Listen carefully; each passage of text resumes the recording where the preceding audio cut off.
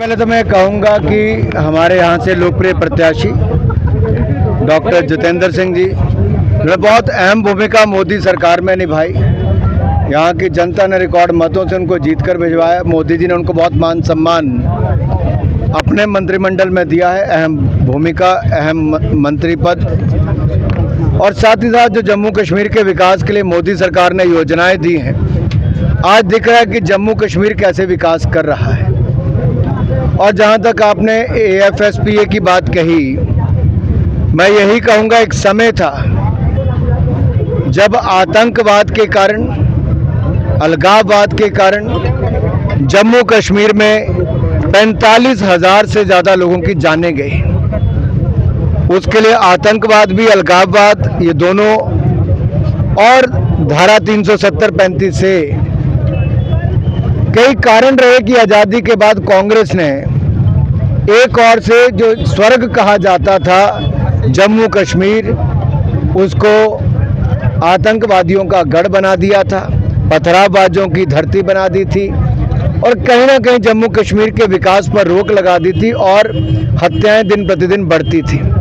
लेकिन 2014 के बाद जम्मू कश्मीर ने बदलाव देखा। अनुच्छेद 370-35 को सदा सदा के लिए ख़त्म कर दिया गया और जम्मू कश्मीर में सदा सदा के लिए विकास, समृद्धि, खुशहाली, इसका आना हो गया।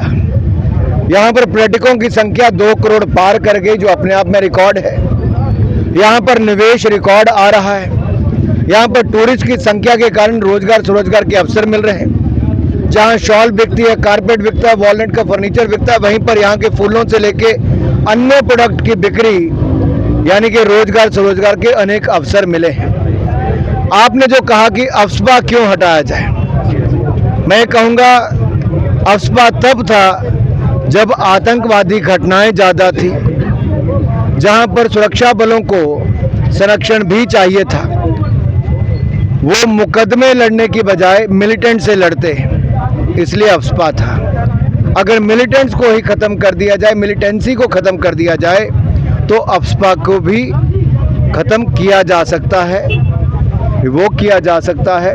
इसलिए अमित शाह जी ने बिल्कुल ठीक कहा कि मोदी जी के नेतृत्व में जो जम्मू कश्मीर में खुशहाली आई है, जो सुरक्षित अपने आप को महसूस करते हैं, आने वाले समय में जम्मू कश्मीर की पुलिस ही यहाँ पर सुरक्षा दे और यहाँ पर अफस्पा भी ना हो, उस दिशा में हम लोग आगे बढ़ सकते हैं। सर, कंगना जी के खिलाफ एक विवादित टिप्पणी जो है कांग्रेस ने की है, क्या कहेंगे इसके बारे में? कांग्रेस की सोच महिला विरोधी है।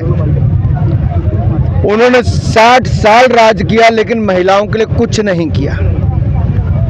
लेकिन गरीब माँ का बेटा नरेंद्र मोदी जी जब देश के प्रधानमंत्री बने तो नारी शक्ति के सम्मान में जहां 1 और 4 करोड़ पक्के मकान दिए, 12 करोड़ शौचालय महिलाओं को इज्जत घर बनाकर दिए, 13 करोड़ बहनों को घरों में नल से जल दिया, वहीं पर 60 करोड़ बहनों को 60 करोड़ बहनों को और भाइयों को मुफ्त में इलाज आयुष्मान भारत में दिया, 80 करोड़ लोगों को मुफ्त में अनाज दिया, वहीं पर 10 करोड़ बहनों को रसोई गैस का सिलेंडर देकर उनको रोजमर्रा की जिंदगी में बहुत सुविधाएं दी हैं।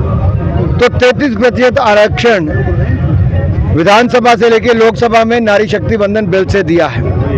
मोदी जी नारी शक्ति बंधन बिल लाते हैं, राहुल गांधी जी शक्ति से ही लड़ने की बात करते हैं।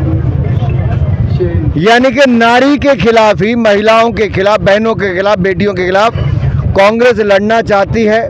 और ये राहुल गांधी जी ने, अब उनकी प्रवक्ता भी कहती हैं, जिस तरह की अभद्र टिप्पणी उन्होंने हिमाचल प्रदेश से मंडी की प्रत्याशी के खिलाफ की है, वो अशोभनीय है, दुर्भाग्यपूर्ण है, और इसलिए उनको माफ़ी भी मांगनी चाहिए।